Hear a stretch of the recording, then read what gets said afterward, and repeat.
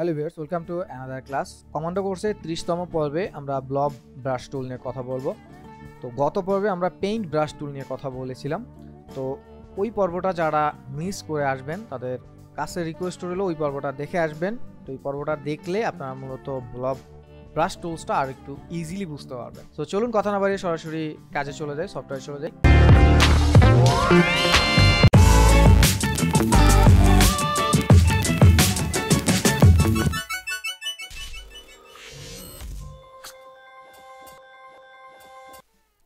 তো আগে থেকে আমার একটা পেজ রেডি করা আছে, আমরা জাস্ট এটার উপরে ব্লব ব্রাশ টুলসের কাজটা দেখব। সো নর্মালি বি প্রেস করলে আমরা গত ক্লাসে দেখলাম যে ব্রাশ টুল পাওয়া যায়, বাট তার নিচে একটা টুলস আছে, সেটা বি প্রেস করলে আসবে না। সেটা চুজ করতে হলে বা সেটাকে সিলেক্ট করতে হলে শিফট বি প্রেস করতে হবে। সো আমি আগের মতোই টুলস বার থেকে টুলসটাকে আলাদা করে জাস্ট বোর্ডে নিয়ে আসতেছি। সো পাশে যে টুলসটা আছে এটা হচ্ছে ব্লব ব্রাশ টুলস। তো গত পর্বে আমরা পেইন্ট ব্রাশ টুলের কাজ দেখছি। যদি আমার এই পর্বটা যারা দেখতেছেন এখন, তারা যদি খেয়াল করে থাকেন, আমরা যখন পেইন্ট ব্রাশ টুলস দিয়ে কিছু আঁকতেছিলাম তখন ওইটা কিন্তু স্ট্রোক কালারে চলে যাচ্ছিল। খেয়াল করলে দেখবেন এটা কিন্তু স্ট্রোক কালারে আছে। সো আমরা কিন্তু চেঞ্জ করলে এটাকে স্ট্রোক কালারে রেখি এই জাস্ট যাবতীয় যা চেঞ্জ আছে সেটা করতে হবে বা করতে পারবো, নর্মালি যেটা করেছিলাম। কিন্তু যখন আমরা ব্লব ব্রাশ টুলসটার কাজ করব তখন কিন্তু আমরা স্ট্রোকে পাবো না, আমরা সরাসরি ফিলে পাবো। একটু খেয়াল করলে দেখবেন এই যেটা ফিল হয়ে গেছে, সিলেক্ট করার সাথে সাথে দেখবেন এটা ফিল হয়ে গেছে। দ্যাট মিনস এটাকে যদি স্ট্রোক করেন তাহলে এটা দুইটা লাইন পাবে। সো পেইন্ট ব্রাশ আর ব্লব ব্রাশ টুলের মূলত মেন পার্থক্যটা এই জায়গাটায়। এছাড়া দুইটা টুলসই আপনি পেইন্ট করা বা ড্রয়িং করা বা ইলাস্ট্রেশন করার কাজে চমৎকারভাবে ইউজ করতে পারবেন। আচ্ছা, আমরা গত পর্বে এই ব্রাশের এই অপশনটা থেকে ডাবল ক্লিক করে আমরা ব্রাশের আইকন বা ব্রাশের সেটিংয়ে আমরা গিয়ে অপশনগুলো চেঞ্জ করতে পারতেছিলাম। সো একইভাবে ডাবল ক্লিক করলে এখানে চলে আসবে।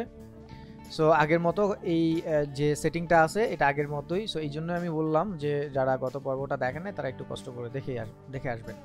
সো দেখে আসবেন এই কারণে, এই যে এইখানে যে সেটিংগুলো আছে অনেকগুলো দেখবেন গত ক্লাসের সাথে একদম হুবহু মিল। যেমন কিপ সিলেক্টেড, সো সিলেক্টেড রাখলে যেটা হবে, যেমন সিলেক্টেড নেই, তো সেই ক্ষেত্রে আমরা যখন ড্রয়িং করলাম এটা সিলেক্ট নেই।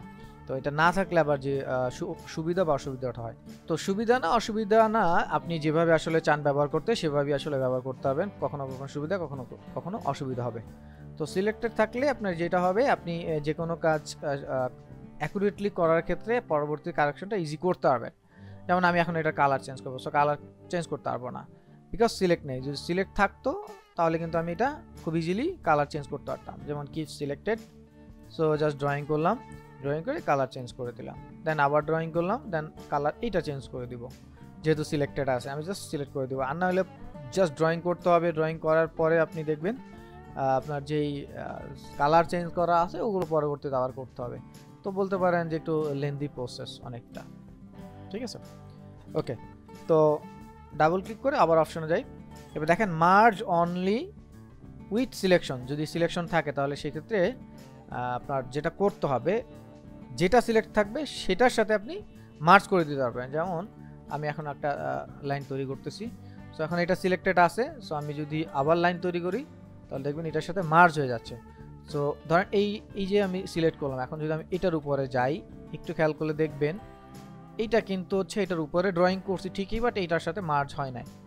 সো এটা হচ্ছে জাস্ট যেই অপশনটা সিলেক্ট থাকবে, ঠিক আছে, এই যে সিলেক্ট আছে, এখন যদি আমি এটার উপরে দুইটা দাগ ক্লিক করি দেখেন এটা কিন্তু সিলেক্ট হয়ে গেছে, মার্জ হয়ে গেছে, তাই না?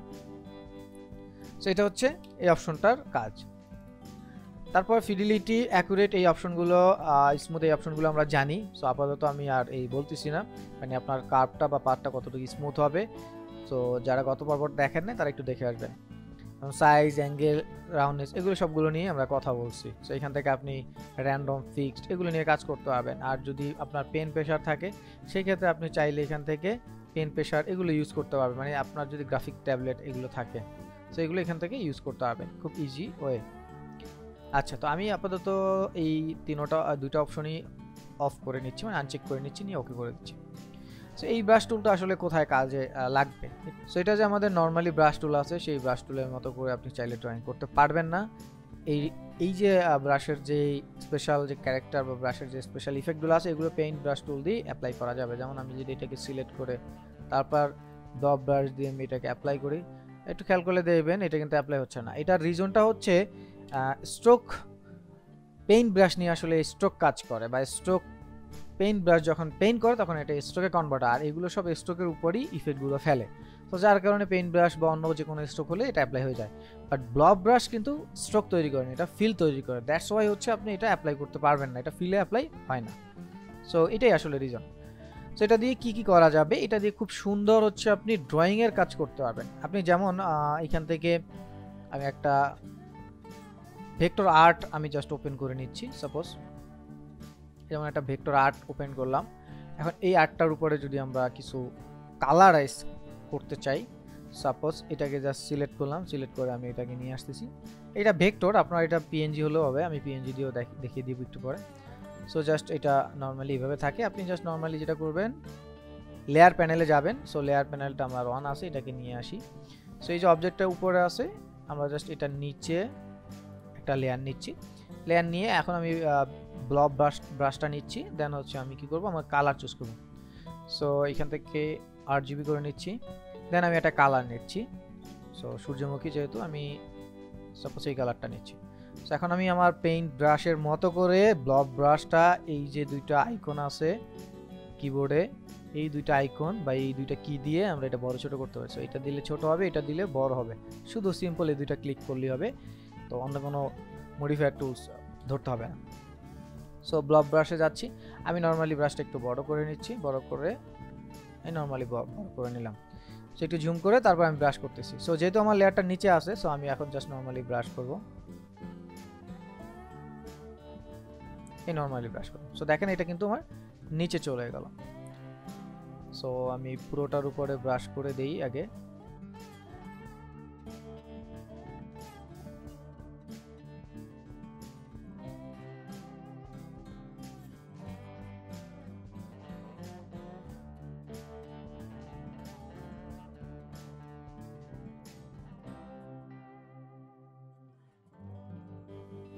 দেন একই কাজটা এখানেও করতেছি।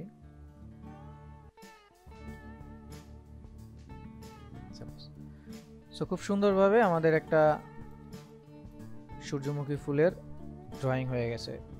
খুব সুন্দরভাবেই এটা আমরা ব্লব টুলসের মাধ্যমে করতে পারছি। সো এবার যদি এইটা দেখি, সো কাজগুলো খুবই ইজি আপনি যদি বুঝতে পারেন। যদি বুঝতে না পারেন তাহলে আসলে আপনার কাছে অনেক জটিল একটা বিষয়। আমরা এখানে উপরে একটা লাইট দিয়ে তারপর হচ্ছে ড্রয়িং করে দিচ্ছি।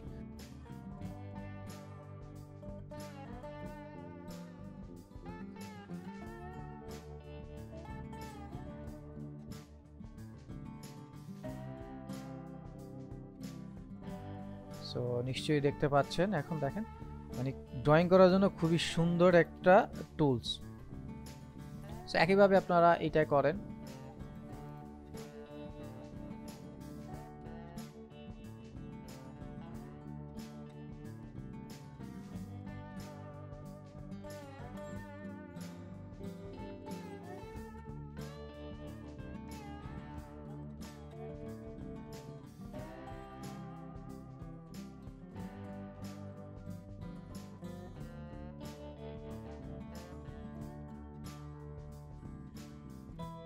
সো দেখেন আমাদের প্রথম ছিল এইটাকে আমরা ট্রাই করলাম, দেন হচ্ছে এটাকে ট্রাই করলাম, এন্ড দেন হচ্ছে এটাকে ট্রাই করলাম। সো এটা একটু ভারী ফাইল ছিল, যার কারণে আমাদের একটু লোড নিছে বা একটু টাইম লাগছে। সো আপনারা যখন কাজ করবেন তখন আশা করি অল্প অল্প করে কাজ করবেন, তাহলে খুব প্যারা হবে না। সো আপনারা যদি চান স্ট্রোক মানে ভেক্টর স্ট্রোক না রেখো পিএনজি, জাস্ট একটা পিএনজি ইমেজের উপরে এই কাজটা হবে, সেটাও করতে পারবেন। যেমন দেখেন এই একটা আছে, এটা পিএনজি, কথা হচ্ছে পিএনজি হতে হবে, পিএনজি মানে ট্রান্সপারেন্ট হতে হবে। সো সেই ক্ষেত্রে একই কাজ, একটা নতুন লেয়ার নেবেন, দেন আপনি আপনার মতো করে কালার চুজ করবেন, ব্রাশ চুজ করবেন, দেন আপনি আপনার মতো করে জাস্ট কালার দিয়ে দেবেন, সেটা নিচে চলে যাবে।